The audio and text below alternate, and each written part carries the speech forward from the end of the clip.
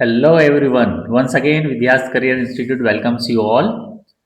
आज का हमारा जो टॉपिक है वो है ह्यूमन हेल्थ एंड डिसीजेस से रिलेटेड। हम इस टॉपिक में समझेंगे कि हमारी बॉडी बीमार क्यों होती है, कैसे डिजीजेस फैलती है, हम उसके प्रिवेंशन क्या हैं, हम उसको कैसे सुरक्षित रह सकते हैं, हम अपनी बॉडी को कैसे सुरक्षित रख सकते हैं। तो इस टॉपिक में वही होने वाला है। हम वो सारी चीज़ें सीखने और समझने वाले हैं बड़ी सिंपल और इंटरेस्टिंग तरीके से। और इस चैप्टर्स के हमारे अलग अलग पार्ट्स आने वाले हैं वीडियोस के, जिसमें आज हम जो कवर करने वाले हैं वो ह्यूमन हेल्थ एंड डिसीजेस में पहला जो टॉपिक है हमारा वो है common infectious diseases in man. तो देखें, थोड़ा सा अगर हम हेल्थ के बारे में बात करें तो एक्चुअल में हेल्थ क्या है। तो health is a states of complete physical, mental and social well being. हम हेल्थ से मतलब केवल इतना ही नहीं लेकर चलते हैं कि हमारा शरीर स्वस्थ है, हम अच्छे से काम कर रहे हैं, कोई बीमारी नहीं, मतलब हम हेल्दी हैं। हम हेल्थ में हमारी सोशल लाइफ को भी इन्वॉल्व करते हैं। दूसरा, हम मेंटल हेल्थ को भी इन्वॉल्व करते हैं और फिजिकल हेल्थ को भी इन्वॉल्व करते हैं ना। हो सकता है कि व्यक्ति शारीरिक तरीके से क्या है, स्वस्थ है, लेकिन दिमाग में तनाव है या फिर कहीं ना कहीं स्ट्रेस आ रहा है।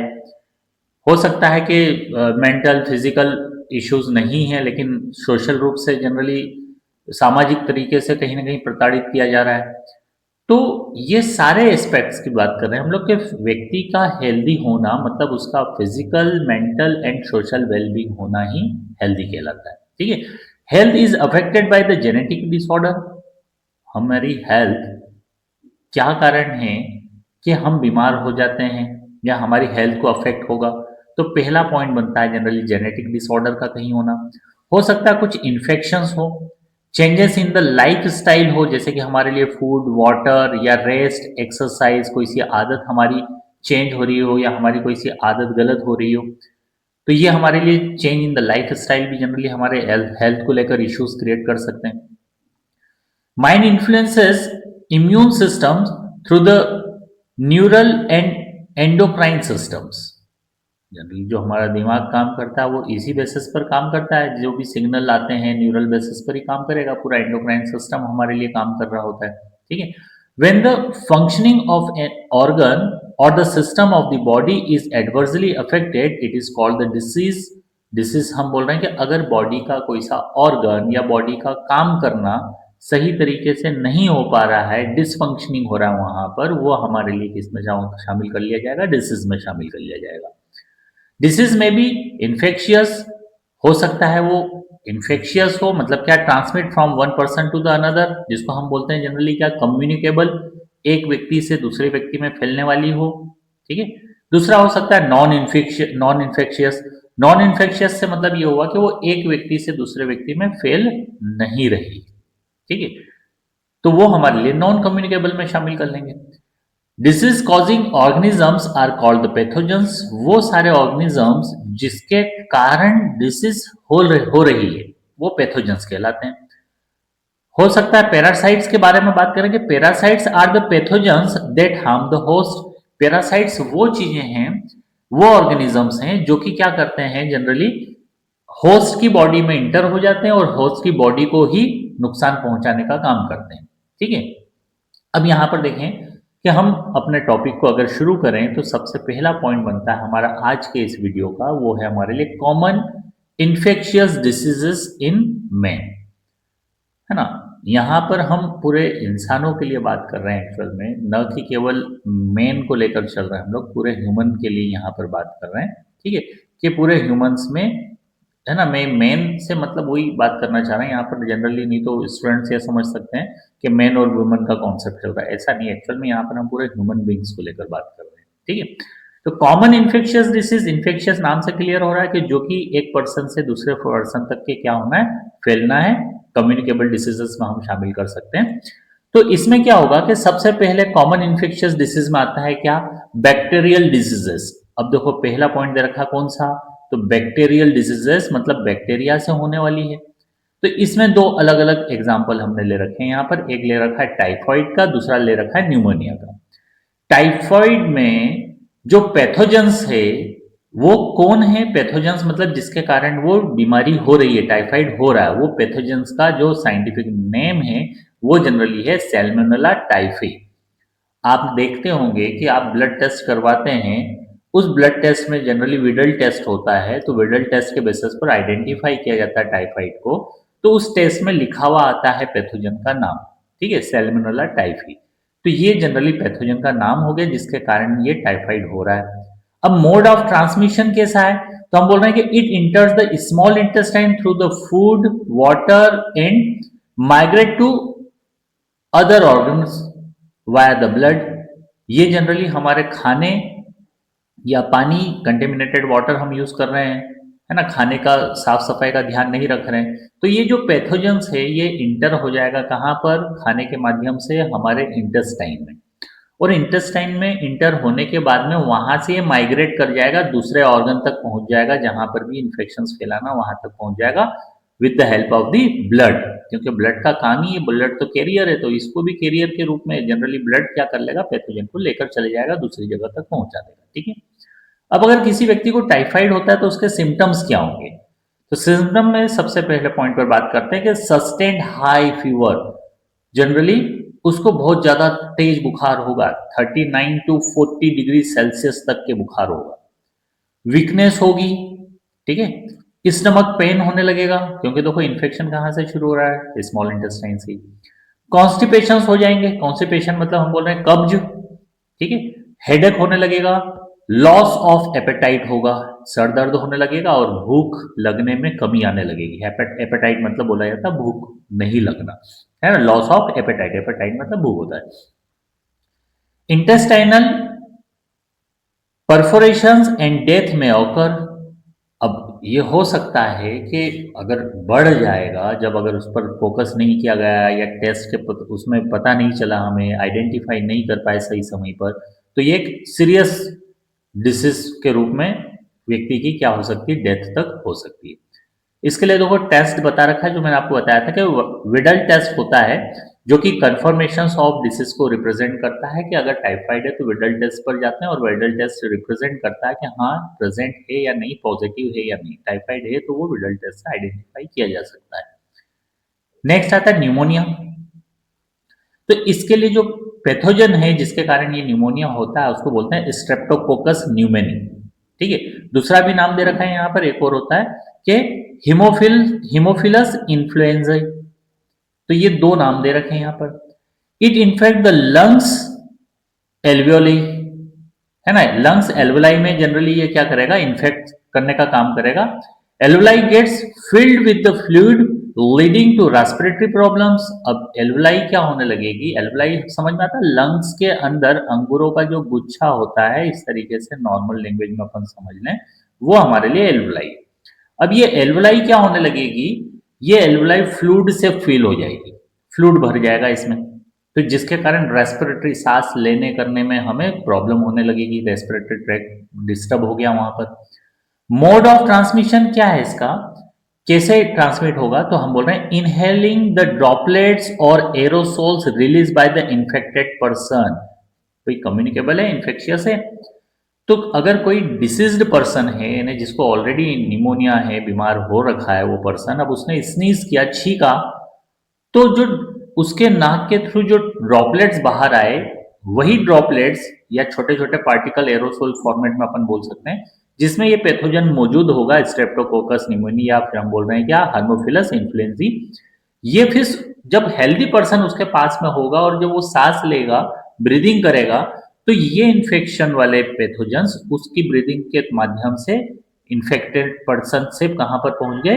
हेल्दी पर्सन में पहुंच गए, और वो भी क्या हो जाएगा? जनरली बीमार हो जाएगा। दूसरा ये हो सकता है कि हम शेयर कर रहे हो, जैसे ग्लासेस, बीमार व्यक्ति ने पानी पिया, उसी ग्लास में हमने भी पानी पी लिया। बर्तन हम यूटेंसिल का शेयर कर रहे हैं आपस में, ठीक है। तो ये जनरली हमारे लिए ध्यान रखने वाली चीजें होती है कि ऐसी डिसीजेस जो इन्फेक्शियस में आती है, जो कि कम्युनिकेबल है, तो उस समय हमें उस व्यक्ति से दूरी बनाकर रखना था, रखना चाहिए। जैसे अभी कोविड-19 में हमने देखा जो समय निकला, उसमें गवर्नमेंट ने भी 2 गज की दूरी वाला कॉन्सेप्ट बताया था सभी को, और परमिशन जनरली ये बोला गया था कि भैया हम डिस्टेंस मेंटेन करें। तो उसका रीजन यही था, कम्युनिकेबल थी, फैल रहा था एक व्यक्ति से दूसरे व्यक्ति में, ठीक है। ऐसे सिम्टम्स पे अगर बात करें कि क्या इसके सिम्टम्स हैं, कैसे आइडेंटिफाई किया जा सकता है, तो देखो मैंने बताया कि एल्वुलाई फ्लूइड से फिल हो जाएगी। तो सबसे पहला पॉइंट वहां पर ये दे रखा है कि रेस्पिरेटरी प्रॉब्लम देखने को मिलेगी, सांस लेने में प्रॉब्लम आने लगेगी, ब्रीदिंग प्रॉब्लम क्रिएट होगा, फीवर होगा, बुखार आएगा, चिल्स ठंड लगेगी, कफ होगा, हेडेक होगा, ठीक है। बहुत सारे ऐसे केसेस हमको देखने को मिल सकते हैं। Lips and finger nails turn grey to bluish colour, है ना, जो हमारे होठ हैं, हमारी फिंगर है, नाखून, ये सब कैसे ब्लू कलर में कन्वर्ट होने लगेंगे। तो ये न्यूमोनिया का क्या है, सिग्नल है, ठीक है। तो ये सब हमारे लिए बैक्टीरियल डिसीज वाले पॉइंट थे कि बैक्टीरियल डिसीजेस के थ्रू होने वाली चीजें, ठीक है। ऐसे ही सेकेंड पॉइंट पर बात करते हैं, वायरल डिसीजेस। अब वायरल डिसीजेस मतलब आपको नाम से ही क्लियर हो गया कि जनरली ये वायरस के कारण होने वाले हैं, वो बैक्टीरिया के कारण होने वाली थी, ये किसके कारण होने वाली है, वायरस के कारण होने वाली है। तो जैसे हम बोल रहे हैं सबसे पहला क्या, कॉमन कोल्ड ज्यादातर होता है हम लोगों को। इसमें पैथोजन का नाम कौन सा है, राइनोवायरसेस नाम दे रखा है कि राइनोवायरसेस पैथोजन है जिसके कारण ये कॉमन कोल्ड होता है। It infect the nose respiratory passage but not the lungs, ये ध्यान रखना। निमोनी में लंग्स के एल्वुलाई में फ्लूइड फिल हो रहा था, लेकिन कॉमन कोल्ड में नोज में इंफेक्शन होगा, रेस्पिरेटरी पैसेज जो रास्ता है हमारा रेस्पिरेशन का उसमें इंफेक्शन होगा, लेकिन लंग्स में इंफेक्शन नहीं होगा, ठीक है। ये हमारा कॉमन कोल्ड, कॉमन नाम से 3 से 7 दिनों तक के रहता है ये। मोड ऑफ ट्रांसमिशन क्या होगा, तो वही जैसा न्यूमोनिया का था कि inhaling the droplets resulting from the cough और the sneezing through the contaminated objects, ठीक है। तो ये सारी चीजें भी, किसी ने स्नीज किया, छींका कोई या खांसा कोई, तो उसके ड्रॉपलेट्स एटमॉस्फेयर में आए, वो हेल्दी पर्सन ने ले लिए, वो ब्रीदिंग के माध्यम से पहुंच गए, इन्फेक्शन उसको भी हो गया, ठीक है। या कंटेमिनेटेड कोई से ऑब्जेक्ट्स हमने ले लिए, रुमाल ले लिया किसी का, टॉवेल ले लिया हमने कोई सा, तो ये फैल सकता है कॉमन कोल्ड। सिम्टम्स क्या होंगे, नजल कंजेशन होने लगेगा, है ना, नजल कंजेशन मतलब नाक चौक होने लगेगी, डिस्चार्ज फ्लूइड निकलने लगेगा, है ना, नाक बहने लगेगी, सोर थ्रोट होगा, कफ होगा, हार्नेस आने लगेगी, सर दर्द होगा, हेडेक होगा, टायर्डनेस लगेगी, है ना, थकान सा लगेगा।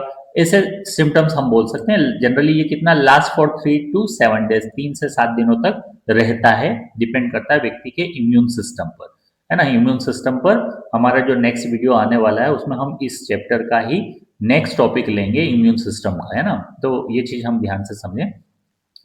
नेक्स्ट आता है प्रोटोजोआ डिजीजेस। अब प्रोटोजोआ डिजीजेस मतलब क्या, जो कहीं ना कहीं हमारे लिए प्रोटोजोआ से होगी। प्रोटोजोआ में क्या क्या चीज आती है तो समझते हैं। जैसे फॉर एग्जांपल मलेरिया, मलेरिया में पैथोजन का नाम है प्लाज्मोडियम। अब इसमें भी डिपेंड करता है, देखो प्लाज्मोडियम वाइवेक्स, है ना, हम पैरासाइट्स की बात कर रहे हैं यहाँ पर, ठीक है।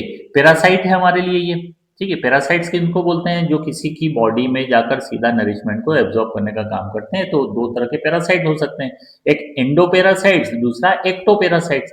एंडोपैरासाइट्स मतलब वो कि जो बॉडी के अंदर इंटर होने के बाद अपना नरिशमेंट लेते हैं, और एक्टो मतलब जो बाहर से ही सक करके कहीं ना कहीं अपना नरिशमेंट ऑब्टेन कर ले रहे हैं, ठीक है। तो यहाँ पर हमें समझना है प्लाज्मोडियम वाइवेक्स एक दे रखा है। ऐसे ही यहाँ पर क्या दे रखा है, प्लाज्मोडियम मलेरिया दे रखा है, प्लाज्मोडियम फैल्सीफेरम दे रखा है। तो ये सब अलग अलग नाम दे रखे हैं पैथोजेंस के।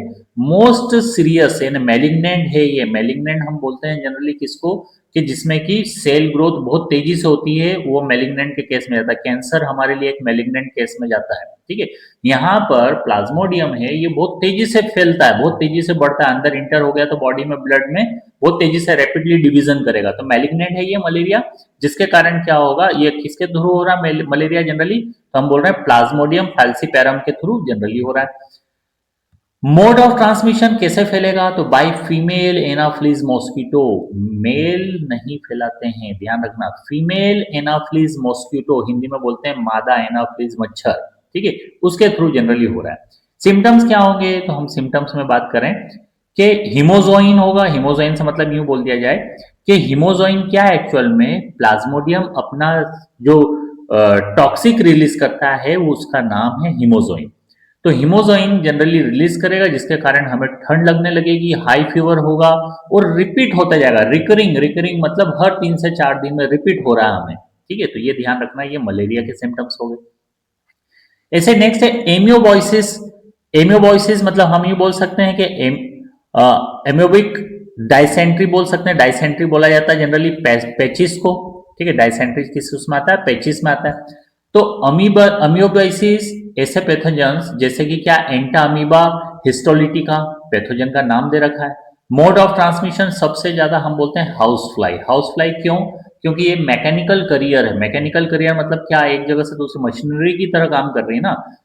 कहीं पर गोबर पे बैठी है, कहीं पर गंदी जगह पर बैठी हुई है, और कहीं पर जाकर बैठी है, और वही चीज हमारे खाने वाले आइटम पर आकर बैठ गई, उस खाने को हमने खा लिया।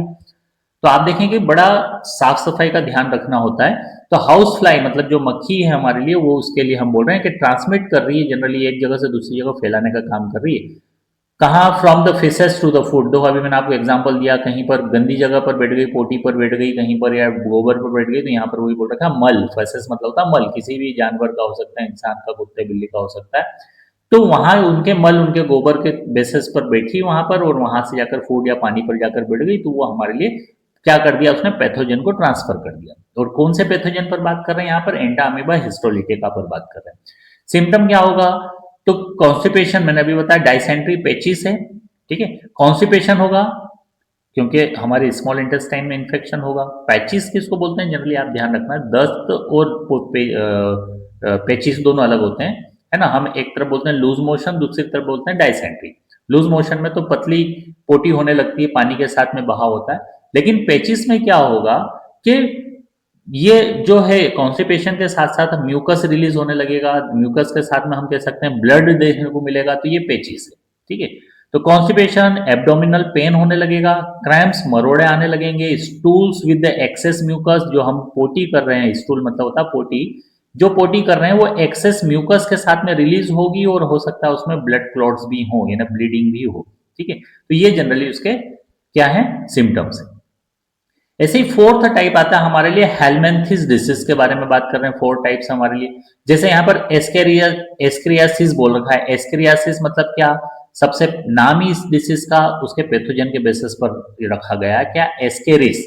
ठीक है, एस्केरिस ये किस में शामिल कर लिया गया? एस्केरियासिस डिसीज के लिए रिस्पॉन्सिबल पैथोजन में शामिल कर लिया गया।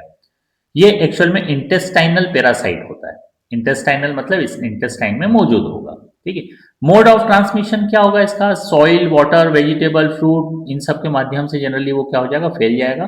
Contaminated with the faces containing eggs of the parasites, मतलब हो सकता है कि कोई सा हमारा फूड कंटेमिनेटेड हो, पैरासाइट्स के अंडे उसमें मौजूद हो, या पैरासाइट्स ही मौजूद हो, तो कंटेमिनेटेड चीज है जो कि उससे प्रदूषित हो चुकी है, और वो हमने कंज्यूम कर ली, फैल जाएगा। ऐसे सिम्टम्स क्या होंगे? तो इंटरनल ब्लीडिंग होने लगेगी, मस्कुलर पेन होने लगेगा, फीवर आएगा, एनीमिया हो सकता है, ब्लॉकेज ऑफ इंटेस्टाइनल पैसेज होगा। ठीक है, तो ये समझ में आना चाहिए, ये एस्क्रियासिस डिसीज में आ जाएगा। ऐसे ही नेक्स्ट डिसीज दे रखा है क्या? फिलियरासिस डिसीज बोल रखा है, इसको एलिफेंटेसिस भी बोल सकते हैं। ठीक है, एलिफेंटेसिस ज्यादातर एलिफेंटेसिस के नाम से ही इसको जाना गया है, इस डिसीज को। इसमें क्या होगा एलिफेंटेसिस में कि पैथोजेंस का जो नाम दे रखा है, देखो पहला नाम हमने बोला क्या? डिसीज का नाम बोला फिलारियसिस बोला। फिलारियसिस मतलब पैथोजन के बेसिस पर नाम रख दिया गया इसका। तो इसके पैथोजन का नाम है वो क्या है? फिलेरियल नाम दे रखा, फिलेरियल वर्म, या फिर इसको वुशरेरिया बोल सकते हैं, वुशरेरिया, बैंक्रॉफ्टी बोल सकते हैं। ऐसे ही वुशनेरिया मलाई भी आता है, मलाई भी के नाम से भी हम जान सकते हैं। ये अलग अलग वुशनेरिया की अलग अलग स्पीसीज है, पैथोजेंस है ये, जिसके कारण एलिफेंटेसिस डिसीज हो रही है। ये एक्चुअल में क्या होता है एलिफेंटेसिस? एलिफेंटेसिस नाम क्यों बोला गया कि जब कोई सा, हम कह सकते हैं कि मॉस्किटो हमें काटता है, तो मॉस्किटो में तो एनाफिलिस अलग हो गया ना, मलेरिया के लिए रिस्पॉन्सिबल। एलिफेंटिसिस के लिए जनरली तो मोड ऑफ ट्रांसमिशन पर समझ में आ जाएगा कि bite of the female culex mosquito, है ना। क्लुक्स मॉस्किटो, यहाँ पर नाम है मॉस्किटो का, या क्लुक्स, ये भी फीमेल है, काटने का काम फीमेल ही करती है ना, दैट्स वाई जनरली फीमेल बोला जाता है। तो फीमेल क्लुक्स मॉस्किटो जनरली क्या, अगर किसी को बाइट करता है तो उसकी बॉडी के जो ऑर्गन है वो एबनॉर्मल साइज के हो जाते हैं। उसके पैर बहुत ज़्यादा मोटे हो जाएंगे ज़रूरत से ज़्यादा, यानी जो निचले बॉडी के ऑर्गन हैं वो जनरली क्या हो जाएंगे, हमारे लिए पैर वगैरह सब एक्सेस ग्रोथ को रिप्रेजेंट करेंगे, मोटे हो जाएंगे, हाथी के पैर की तरह हो जाएंगे, इसलिए हिंदी में इसको बोला जाता है हाथी पाँव। ठीक है, एलिफेंटेसिस डिसीज को हाथी पाँव के नाम से जाना जाता है। ठीक है, तो ये समझ में आना चाहिए, इसलिए हम बोल रहे हैं मच्छरों का ध्यान रखना जरूरी है ना, मच्छरों से बचना जरूरी है, क्योंकि हम आइडेंटिफाई थोड़ा ना करेंगे, या मच्छर काटेगा तो हमें नाम बताकर नहीं काटेगा ना कि भैया मैं क्लूक्स हूँ आपको काटने वाला हूँ। ठीक है, तो ये चीज ध्यान रखना है आपको कि मॉस्किटो को काटने से रोकें, उनके लिए जो भी ट्रीटमेंट हम कर सकते हैं वो कोशिश करें। मॉस्किटो नेट वगैरह आगे हम समझेंगे। सिम्टम्स क्या होंगे, देखो अभी मैंने आपको बताया ही क्या होने वाला है। तो filarial worm live in the lymphatic vessels, ये लिम्फेटिक वेसल्स में ये वर्म्स रहेंगे usually of the lower limbs, lower limbs मैंने अभी आपको बताया बॉडी के निचले हिस्सों में। It causes the chronic inflammations of the organs in which they live for the many years, बहुत ज्यादा जलन होने लगेगी ऑर्गन्स में और ये कई सालों तक बॉडी के अंदर रह सकते हैं। Limbs and genital organs may be deformed, ये यहाँ पर समझ में आ जाना चाहिए, जो बॉडी के अंग हैं, लिम्स और जेनाइटल ऑर्गन्स जो हैं बॉडी के, ये क्या हो जाएंगे, डिफॉर्म्ड हो जाएंगे, मतलब ये यूं कहते हैं कि इनके शेप साइज चेंज हो जाएंगे। ठीक है, ये समझ में आना चाहिए। नेक्स्ट है फंगल डिसीजेस, फंगल नाम से ही क्लियर है, फंगस सुना ही होगा हम लोगों ने। ठीक है, तो ये फंगल डिसीजेस में सबसे पहला पॉइंट बनता है क्या, रिंगवर्म का, कि पैथोजेंस आर माइक्रोस्पोरम, ट्राइकोफाइटन्स एंड इपिडर्मोफाइटन्स, ये अलग अलग नाम दे रखे हैं पैथोजेंस के। ये जनरली कहां पर, तो हम बोलते हैं कि growing between the toes etcetera, ये अलग अलग जगह पर हमें देखने को मिल सकते हैं। ग्रोइन बोला जाता है हमारे जेनाइटल ऑर्गन और थाई के बीच का हिस्सा। ठीक है, जहां पर हम बोल सकते हैं कि जांघ के पास में जहां पर बॉडी के दो जॉइंट्स जुड़ रहे हैं तो वहां पर हम बोलते हैं ग्रोइन।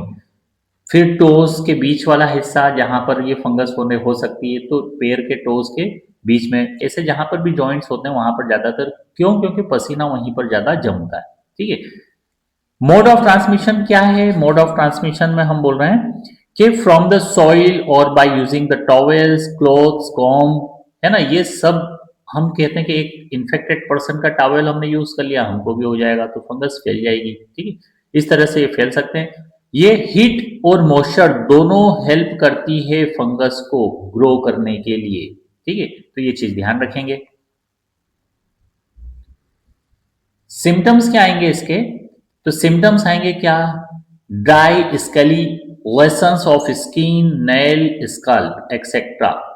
ठीक है, तो ये कह सकते हैं कि dry scaly lessons, scaly lesson से मतलब क्या, पपड़ी नुमा चमड़ी होने लगेगी, नाखून, स्कल्प, स्कल्प हमारे खोरी लाइक स्ट्रक्चर अपन बोल सकते हैं, है ना, स्किन सूखी हुई रहेगी, उसके क्या है सिम्टम्स है। प्रिवेंशन एंड कंट्रोल पर बात करें कि ये जो हमने अभी डिसीजेस पढ़ी, इन्फेक्शियस डिसीजेस थी, इनके प्रिवेंशन क्या हो सकते हैं, कैसे कंट्रोल कर सकते हैं, तो पर्सनल हाइजीन सबसे मेन पॉइंट बनता है। जितना हम अपनी साफ सफाई मेंटेन कर सकते हैं उतना ज्यादा हम डिसीज फ्री रह सकते हैं। Keep the body clean, use the clean drinking water, food etcetera. ठीक है, पब्लिक हाइजीन में अगर बात करें तो देखो पब्लिक हाइजीन में क्या, proper disposal of waste and excreta, जितने भी वेस्ट आइटम्स हैं, चाहे हमारे घर से सब्जी भाजी का कचरा हो या और कोई सा दूसरा वेस्टेज हो, साथ ही एक्सक्रीटा हो, वेस्टेज हमारी बॉडी से जो एक्सक्रीटा निकलता है, पोटी वगैरह निकलती है, हम जो पेट पालते हैं उनकी एक्सक्रीटा हो सकता है, उन सब का प्रॉपर डिस्पोजल होना जरूरी है, सही जगह पर उनको डिकम्पोज किया जाना जरूरी है। ठीक है, ऐसे ही periodic cleaning and disinfection of water, reservoirs, pools, cesspools and tanks. Periodic cleaning मतलब एक समय अंतराल के बाद में हमें साफ किया जाना चाहिए, जितने भी वाटर रिजर्वायर्स हैं, पानी के स्रोत हैं, उनको डिसइंफेक्शन किया जाना चाहिए, चाहे वो पूल्स हों, चाहे वो सीज पूल समझ में आना चाहिए, जहां पर हम सीज पूल बोला जाता है जनरली ऐसा टैंक जिसको अपन बोलते हैं सेप्टिक टैंक, हमारे नॉर्मल हम भी बोलते हैं सेप्टिक टैंक। ठीक है, जहां पर मल इकट्ठा हो रहा है, इन सभी जगहों पर हमको साफ सफाई करना चाहिए। नेक्स्ट देखा, avoid the contacts with the infected persons और their belongings. Infected infectious disease है, कम्युनिकेबल है, एक पर्सन से दूसरे पर तक पहुंच रही है, अगर कोई इन्फेक्टेड है तो उससे दूरी बनाकर रखो। उसके बिलोंगिंग्स मतलब उससे रिलेटेड जितने भी सामान हैं, चाहे वो टॉवेल हो, उसका कंगा हो, उसके कपड़े हो, रुमाल हो, उन चीजों से क्या हो, हम दूरी बनाकर रखें, मेंटेन करें, उनको यूज न करें। Standard practice for the hygiene in the public criteria. जो भी पब्लिक क्राइटेरिया से मतलब हम समझते हैं कि सारी पब्लिक गवर्नमेंट फैसिलिटीज देती है, जैसे कि क्या, शौचालय बने हुए हैं, तो शौचालय बने हुए हैं, कहीं कहीं पर पब्लिक हम जाते हैं टॉयलेट्स वगैरह में, तो वहां देखते हैं कितनी ज्यादा गंदगी होती है, क्योंकि हर कोई अपनी वहां पर ड्यूटी निभाता नहीं है ना। वो बस केवल कर कर अपना काम करके आ जाता है, ये नहीं सोचता कि मैं वहां पर पानी डाल दूं, या साफ सफाई जो मेंटेन करना चाहिए वो मेंटेन जो घर पर करता है वो वैसा पब्लिक प्लेस पर नहीं करता है। तो ये हमारी ड्यूटी बनती है, it's our duty towards our nation, कि हम जितने भी पब्लिक, एक्चुअल में पब्लिक के लिए बनाया गया, उनकी सुविधाओं के लिए बनाया गया, तो अपने कर्तव्य बनते हैं कि उनको मेंटेन किया जाए, ठीक है। तो वहां पर हम क्या करें कि हाइजीन मेंटेन करें।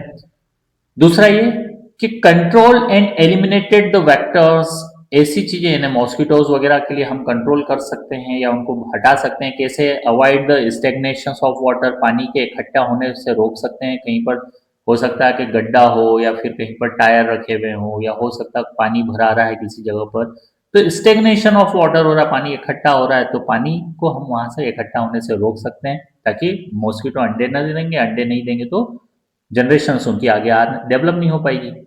Regular cleaning of house hold coolers, घर में जितने भी कूलर्स वगैरह हैं उनका पानी साफ करते रहें हम लोग, उसमें भी पानी इकट्ठा नहीं होने दें। यूजेस ऑफ मॉस्किटो नेट्स, हम मॉस्किटो नेट बांध कर सोएं, मच्छर वगैरह के काटने से रोकती है, जो कि इंट्रोड्यूस द लार्विवरस फिशेस, जैसे कि यहाँ पर दे रखा है क्या, गेम्बूसिया इन पोन्ड्स। ऐसी फिशेस जो मच्छरों के लार्वा को खाने का काम करती है, जैसे गैम्बूसिया नाम दे रखा है फिश का, जो कि पोंड में हम पाल सकते हैं, छोड़ सकते हैं, जिसके बेसिस पर क्या होगा, तालाब में वो मच्छरों के जो लार्वा उनको खत्म कर देगी, तो मच्छर डेवलप नहीं होंगे। Spraying the insecticides in ditches, drainage and swarms. Swarms होता है जनरली कोई सा ऐसा दलदल वाला एरिया हो गया, डिचेस हो गया, कोई सा गड्ढे वगैरह हो गए, ड्रेनेज हो गया, इन सब में हम क्या कर दें, स्प्रे छिड़क दें, या जो भी मॉस्किटो को फैलने न दे ऐसी चीजें वहां पर हम डाल दें। Provide door and Windows with wire mesh, मच्छर जाली का इस्तेमाल कर सकते हैं दरवाजे और खिड़की पर, ठीक है। This precautions can avoid the vectors borne diseases like the malaria, filariasis, dengue, chikungunya. ये सारी प्रिकॉशंस हमें दूर रख सकती है वेक्टर बोर्न डिसीजेस, ऐसी डिसीजेस जो वेक्टर के थ्रू हम तक पहुंच रही है, किसी के माध्यम के थ्रू हम तक पहुंच रही है, जैसे मलेरिया, फ्लेयरेसिस, डेंगू, चिकनगुनिया। तो इन सब से हम क्या कर सकते हैं, बच सकते हैं, ठीक है। आई होप आपको ये चैप्टर समझ में आया होगा। आपको ये टॉपिक बड़े अच्छे से करना है, ठीक है, क्योंकि नीट और 12th क्लास के लिए बहुत ही ज़्यादा इम्पोर्टेंट टॉपिक है, ठीक है। तो अगर आपको चीज़ें समझ में आई हो तो वीडियो को लाइक, शेयर, सब्सक्राइब जरूर कर दें, ठीक है। नेक्स्ट वीडियो में हम इम्यून सिस्टम पर बात करेंगे। हमारा नेक्स्ट टॉपिक रहेगा इम्यून सिस्टम, जो कि आप देख रहे हैं, हम इम्यून सिस्टम पर समझेंगे बड़ी सिंपल और इंटरेस्टिंग लैंग्वेज में, ठीक है। चैनल को सब्सक्राइब जरूर करें, उसका रीज़न ये है कि आपको अपडेटेड चीज़ें मिलती रहे, ठीक है। Okay, thank you everyone, thank you to all of you.